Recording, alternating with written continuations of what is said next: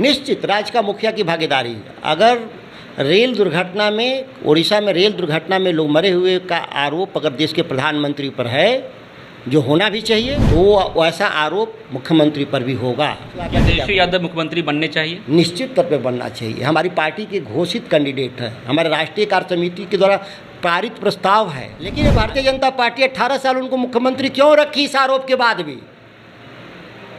मेरी व्यक्तिगत मानना है कि मुख्यमंत्री का हस्तक्षेप रहता है हर विभागों में। वो अपने हिसाब से का बिहार की सरकार को चलाते हैं, मंत्रियों का कोई रोल नहीं। मैंने कहा था कि मंत्री चपरासी के बराबर हैं। भागलपुर से खगड़िया को जोड़ने के लिए लगभग 1700 करोड़ की लागत से बन रहा पुल धड़धड़ा कर गिर जाता है। इस निर्माणाधीन पुल के धराशायी होने के बाद बिहार में इस वक्त बवाल मचा हुआ है। राजनीति अपने चरम पर है। लगातार नीतीश तेजस्वी की सरकार पर बीजेपी बड़ा आरोप लगा दी है, लेकिन इन तमाम आरोप प्रत्यारोपों के बीच अब महागठबंधन में शामिल आरजेडी कोटे के नेता, आरजेडी कोटे के पूर्व मंत्री ही अब अपनी सरकार पर सवाल खड़ा कर रहे हैं और साफ तौर पर ये कह रहे हैं कि इस पुल गिरने के मामले में नीतीश कुमार की बड़ी भागीदारी है। आपको बता दें कि बिहार के पूर्व कृषि मंत्री और आरजेडी के नेता सुधाकर सिंह ने इशारों में एक बड़ा आरोप नीतीश कुमार पर लगाया है और ये कह दिया है कि अब नीतीश कुमार को इस्तीफा देना चाहिए। ये वक्त आ चुका है कि अब बिहार के मुख्यमंत्री तेजस्वी यादव बने। दरअसल आपको बता दें कि हमारे सहयोगी विश्वजीत आनंद ने जब सुधाकर सिंह से इस पर सवाल पूछा तो सुधाकर सिंह ने नीतीश कुमार पर जमकर हमला बोला। सुधाकर सिंह ने साफ तौर पर यह कह दिया है कि किसी भी मंत्रालय में हस्तक्षेप जो है वो नीतीश कुमार का रहता है। इसके साथ ही उन्होंने उड़ीसा में हुए रेल हादसे का उदाहरण देते हुए कहा कि उड़ीसा रेल हादसे का आरोप जो है वो अगर प्रधानमंत्री नरेंद्र मोदी पर लग सकता है तो बिहार में जो घटनाएं होती है उन घटनाओं के लिए भी जिम्मेवार नीतीश कुमार है। आपको हम सुनवाते हैं, सुनिए। जब हमारे सहयोगी विश्वजीत आनंद ने इस पर सुधाकर सिंह से बातचीत की तो उन्होंने क्या कुछ कहा है। देखिए, मैंने किसी का बयान नहीं सुना। एक दो लोगों का मैंने ज़रूर बयान देखा है, किसी पदाधिकारी पर बयान सुनते हुए। सरकार चलाना काम पदाधिकारियों का है कि सरकार चलाना काम राजनेताओं का है? ये तो नई परंपरा बन गई कि अधिकारियों पे दोषारोपण करना। जब अधिकारी ही सरकार चला रहे हैं तो फिर हम चुनाव जीत कर क्यों आते हैं? फिर मुख्यमंत्री और मंत्री का क्या औचित्य है? ये विधायिका और कार्यपालिका का क्या औचित्य है? यह तो वैसे ही हुआ कि किसी घटना में एक बलि का बकरा ढूंढा जाए, तो किसी अधिकारी के खिलाफ अभियान चलाने का मतलब बलि का बकरा ढूंढना हुआ। ये समस्या का समाधान नहीं हुआ। समस्या का वास्तविक समाधान ये है कि सभी लोग विमर्श करें कि ये भारतीय जनता पार्टी की जो मंत्री थे उनके ज़माने में उसका टेंडर हुआ, उसका डीपीआर तैयार हुआ, उसका कॉन्ट्रैक्ट साइन हुआ और उसके ही ज़माने में भारतीय जनता पार्टी के मंत्री के ही ज़माने में पुल पहली बार वो ढह गया। फिर भी तब तक वो ब्लैकलिस्ट नहीं किया गया। जब दूसरी बार ढहता है तो निर्णय बहुत समय अनुकूल है और देश के लिए नज़ीर है कि तेजस्वी जी ने निर्णय जो लिया कि पुल उतने ही पैसे में जो बिहार सरकार ने जो दिया था उतने ही पैसा में वो नया पुल बना के देंगे। अब इससे बड़ा निर्णय नहीं हो सकता, ऐसे बढ़िया न्याय नहीं हो सकता।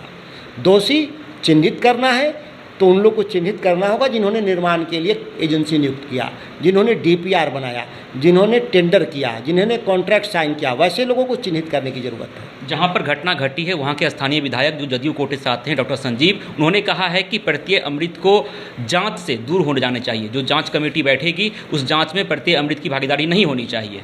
संजीव जी का कोई व्यक्तिगत खुन्नस का मामला है, मैं सच बता रहा हूँ। पहली बार हम देख रहे हैं किसी अधिकारी पर आरोप लगाना। संजीव जी अपने मुख्यमंत्री पर क्यों नहीं आरोप लगा रहे हैं? जिस अधिकारी पर आरोप लगा रहे हैं उस अधिकारी की नियुक्ति, प्रमोशन, ट्रांसफ़र, दंड तो मुख्यमंत्री को देना है और मुख्यमंत्री जी अगर नहीं किए तो किस पर ब्लेम जाना चाहिए? मुख्यमंत्री पर। तो सीधे संजीव मुख्यमंत्री को ब्लेम क्यों नहीं कर रहे हैं? इसलिए कि उनके पार्टी के वो अध्यक्ष मुख्यमंत्री हैं, इसीलिए ब्लेम नहीं कर रहे हैं।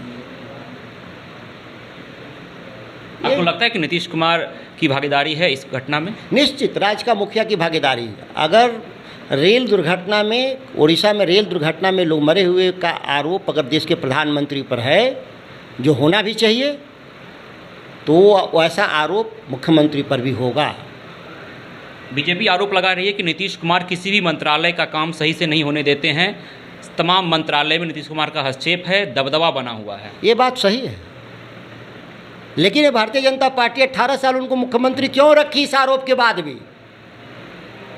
मेरी व्यक्तिगत मानना है कि मुख्यमंत्री का हस्तक्षेप रहता है हर विभागों में। वो अपने हिसाब से का बिहार की सरकार को चलाते हैं, मंत्रियों का कोई रोल नहीं। मैंने कहा था कि मंत्री चपरासी के बराबर हैं, लेकिन ये भारतीय जनता पार्टी आज विपक्ष के रूप में ये क्यों कह रही है? तब विपक्ष में है भारतीय जनता पार्टी, अपनी इच्छा से नहीं। नीतीश कुमार ने इनको भगा करके विपक्ष में भेज दिया।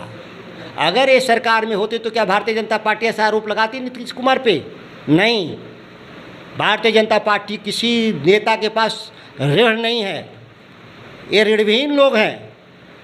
बिहार में भारतीय जनता पार्टी के पास लीडरलेस है, कोई नेता नहीं। ये केवल दिन भर में हुआ करने वाले लोग हैं, झूठ बोलने के उस्ताद। एक आखिरी सवाल लेंगे। आपने कहा कि नीतीश कुमार मंत्रालय का काम नहीं होने देते हैं, तो क्या अब वक्त आ गया है कि नीतीश कुमार को मुख्यमंत्री के पद से हट जाना चाहिए और तेजस्वी यादव को मुख्यमंत्री बन जाना चाहिए? ये सवाल बिहार की जनता करेगी। आपकी क्या राय है? हमारी राय पहले जो थी वो अब भी है और कल भी वही राय रहेगी। मेरी राय कभी बदली नहीं, कल भी नहीं बदलेगा। आखिर है क्या आपकी राय?